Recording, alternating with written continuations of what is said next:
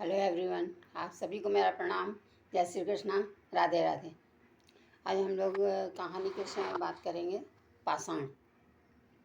इसमें मृगमयी, अपूर्व, ईशान्य के पिता और माता यशोदा। तो शारदा माता हैं, उन्होंने कहा कि अपूर्वा जो है वहाँ कलकत्ते के पास कोई गांव था, वहाँ वो रहता था और कलकत्ता पढ़ने के लिए जाता था। पढ़ने गया था। अब जब पढ़कर वहाँ से वापस आया तो माँ ने उसको शादी के लिए निमंत्रण दिया। तो उसने कहा कि नहीं, मैं अभी नहीं करूँगा, जब तक मेरा ग्रेजुएशन कंप्लीट नहीं हो जाता मैं शादी नहीं करूँगा। तो चुप हो गई, ठीक है। तो वापस वो एक दो बार आया और फिर चला गया। जब तक शारदा के बच्चे जो है वो बाजू में वहीं रहने के लिए आ गए थे, मृगमयी। अब वो जब कलकत्ता पढ़ाई पूरी हो गई, उसके बाद वो वापस आया। आने के बाद में कलकत्ता से बीच में नदी पड़ती है, वो नदी में बैठकर आ रहा, नाव में बैठकर आ रहा था और बारिश का समय था। वो वहाँ पर पहुँचा घाट पर। घाट पर पहुँचकर जैसे उसके घर से कोई लेने नहीं आया, नहीं तो बाहर से लोग आते हैं तो वहाँ सब लोग लेने के लिए आते हैं। उसके घर पर खाली माँ थी अकेली। तो वह उतरने लगा। नावी ने कहा कि मैं आपका सूटकेस ले लूँ, तो उसने मना कर दिया, नहीं, मैं अपना सूटकेस खुद लूँगा। तो सूटकेस लेकर के जैसे उतरने लगा, वहाँ उतरा, थोड़ा दो कदम चला कि दलदल जैसी थी, वो वहाँ फिसल गया और फिसलन में गिर गया। तो वो फटाक से सूटकेस उठाकर खड़ा हुआ और सामने ही मृगमयी जो है वो बहुत बड़ा एकदम प्लेन जगह थी। वहाँ पर वो छोटे बच्चे के साथ में खेल रही थी और एकदम लोटपोट हो गई। बाल घुंघराले और रंग थोड़ा पक्का था, लेकिन बहुत अच्छी थी। अब वो वहाँ से देख रहा है और उसने देखा कि वहाँ से उसका घर दिखाई दे रहा था। पेड़ों में इसकी झरोखे से उसके छत की दीवार दिखाई दे रही थी। तो फिर उठ के चुपचाप चल दिया और वो घर पर पहुंचा। घर पर पहुंचने के बाद में फिर माँ ने उनसे बैठा, विश्राम किया, नाश्ता पानी किया, खाना वाना हो गया। फिर दूसरे दिन माँ ने कहा कि बेटा आप तो शादी कर लोगे, अब तो आप ग्रेजुएशन हो गए। तो बोलने लगा हाँ, अब मैं करूँगा। तो उसने तैयारी की। जो लड़की उसने देख रखी थी वो वहाँ पर तैयार करके लड़की वालों के घर पर पहुँचे। अब वहाँ पर खैराल करके है बेटी का, लड़की का भाई। अब वो वहाँ पहुँचते हैं जैसे लड़की को देखने के लिए, तो उसका भाई बड़ा आश्चर्य करने लगता है कि इतना सूट पैंट में, घड़ी बांधे हुए, गले में चैन, सब बहुत कुछ करके हमारे घर पर आए हैं। तो वहाँ गया और जा कर के बैठा। लड़की जो है एकदम काठ के जैसे लकड़ी होती है इस तरह से, और ऊपर जो है उसको गुंठन पहनाया हुआ था। गुंठन में वह खड़ी थी। अब गुंठन में खड़ी हुई लड़की बैठा तो उसने वहाँ पर आई से पूछा गया। इतनी देर में ही वहाँ पर मृगमयी आ गई। मृगमयी आई, जोर जोर से घूमी और खैराल से कुछ बात करी और फिर चली गई। अब वो उनसे पूछता रहा जब तक, तो समय बिता गया और लड़की जो है वापस चली गई। उसको अंदर ले जाया गया। लड़का अपने घर पहुंचा।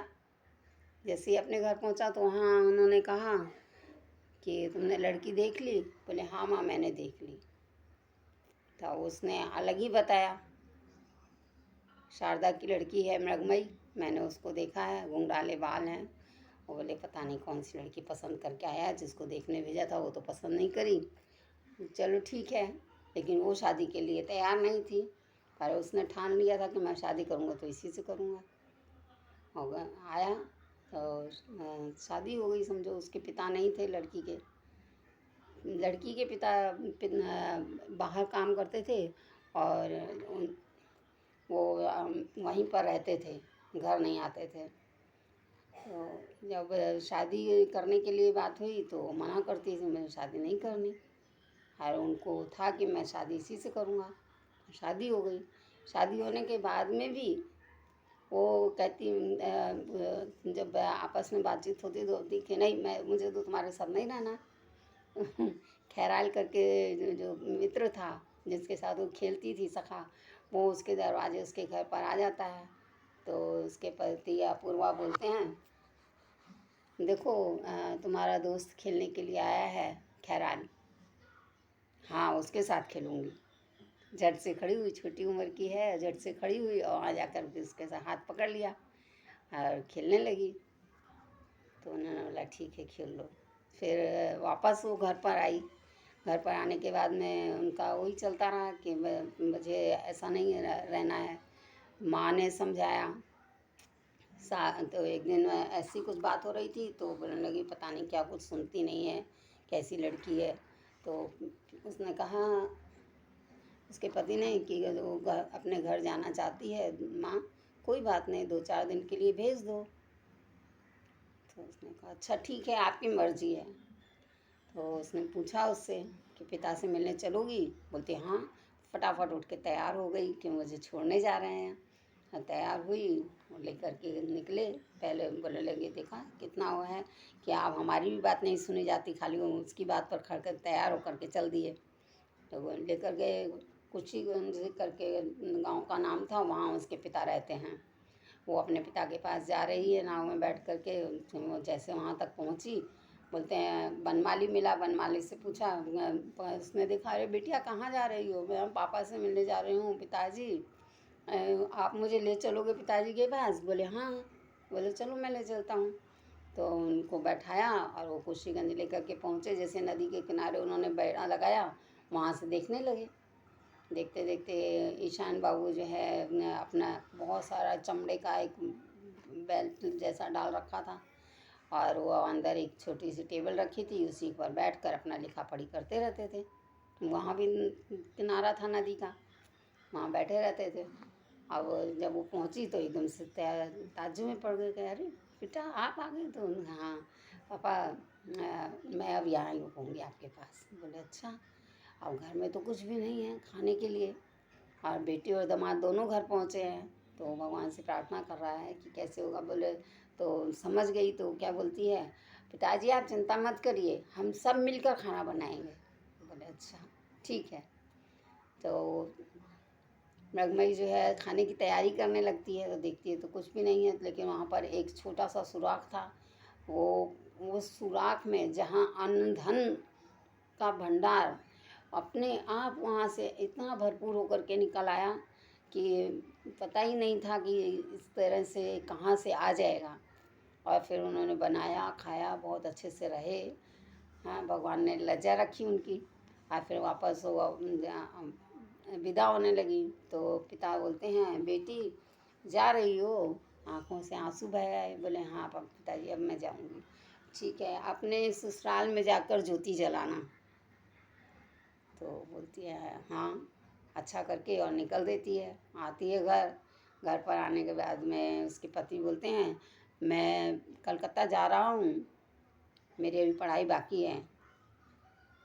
तो बोलने लगे तो वो बोलते हैं कि तुम चलोगी मेरे साथ? तो उसने मना कर दिया। बोले मेरे को मेरी माँ के यहाँ छोड़ देना। बोले अच्छा।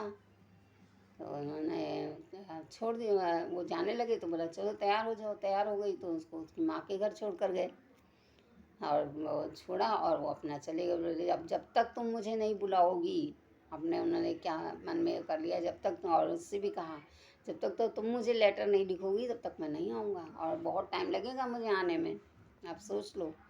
बोलती हाँ। तो माँ के यहाँ रह रही है। अब पिताजी पति जो है वो चले गए। अब कुछ समय के बाद में उसको वहाँ अच्छा नहीं लग रहा है तो माँ से बोलती है माँ मुझे मेरी सासू माँ के पास छोड़ाओ। बोले अच्छा ठीक है। लेके जाती है। तैयार हुई और सासू माँ के पास लेके गई। वहाँ पहुँचने के बाद में वो बोलते हैं कि आ गई बिटिया? बोले हाँ मामा आ गई। वो वहाँ रुकती है।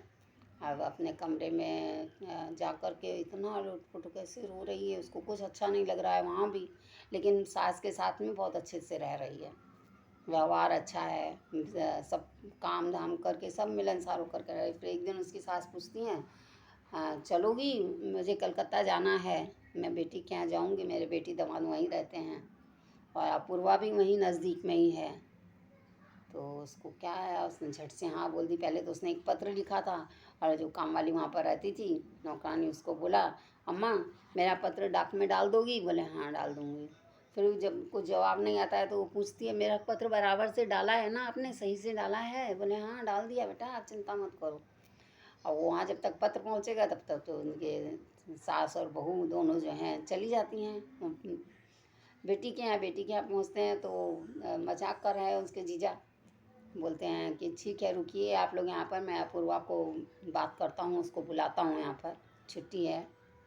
तो जो कॉलेज से छुट्टियाँ थी, उसने एक बार बात की और उनको बोला कि भाई तू यहाँ आ जाओ, एक दिन मिलने के लिए तुम्हारी माँ आई हुई हैं। और उसको बताया नहीं कि और भी कोई आया है साथ में। अपूर्वा आया, आकर के देखा, सब माँ से मिला, बहनों से, भाई से, अपने जीजा से, बच्चे थे उसके 4, उन सब से मिला, बैठा। फिर बोलने लगा मैं बहुत थक गया। उसकी दीदी ने बोला कि भैया आप बहुत थक गए हो, यहाँ बाजू में कमरा है, आप वहाँ लेट जाओ, आराम करो आज रात में, आज नहीं जाओगे?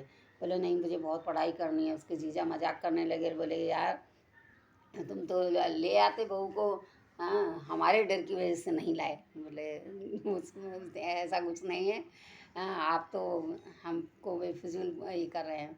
तो बोले ठीक है। अब बहन ने कहा तो खाना पीना हुआ के तैयार हुआ और कमरे में सोने के लिए जाने लगा तो झट से लाइट बंद हो गई, एकदम अंधेरा हो गया, गुप अंधेरा। तो वो बोलने लगा कोई बात नहीं दीदी। दीदी बोलती मैं लैंप लेकर के लाती हूँ। तो बोले नहीं कोई बात नहीं है, और मैं ऐसे ही सोऊंगा, मेरे को अंधेरे में ही रहना है। बोला अच्छा ठीक है। और हो जाता है, इतनी देर में वहाँ से छुरी की खनखनाहट की सी आवाज़ आती है। बोले ये आवाज़ कैसी है? जैसे बिस्तर पर लेटता है वैसे ही वो आकर के एकदम से धम्म से उसके ऊपर पड़ जाती है और चारों तरफ से उसको इतना मतलब प्रेम देती है कि उसको खुद को एहसास होता है कि मैंने ये क्या किया। और वो उसने कह दिया था कि जब तक अपने आप मुझे एक्सेप्ट नहीं करोगी तब तक मैं तुमको कुछ नहीं कहूँगा। तो ये बातें होती हैं कि पति को इतना अधिकार नहीं होता है कि जब तक कि औरत अब ना कहे तब तक वो उनसे बिना ज़बरदस्ती नहीं कर सकते। तो उसने वही हाल हुआ और वहाँ पर वो रहने लगे, फिर अपने घर आ गए। तो यानी ये समझ की बात है कि बच्चे कैसे होते हैं। अब आप लोग पढ़िए, बहुत अच्छी पुस्तक है। जय श्री कृष्ण, राधे राधे।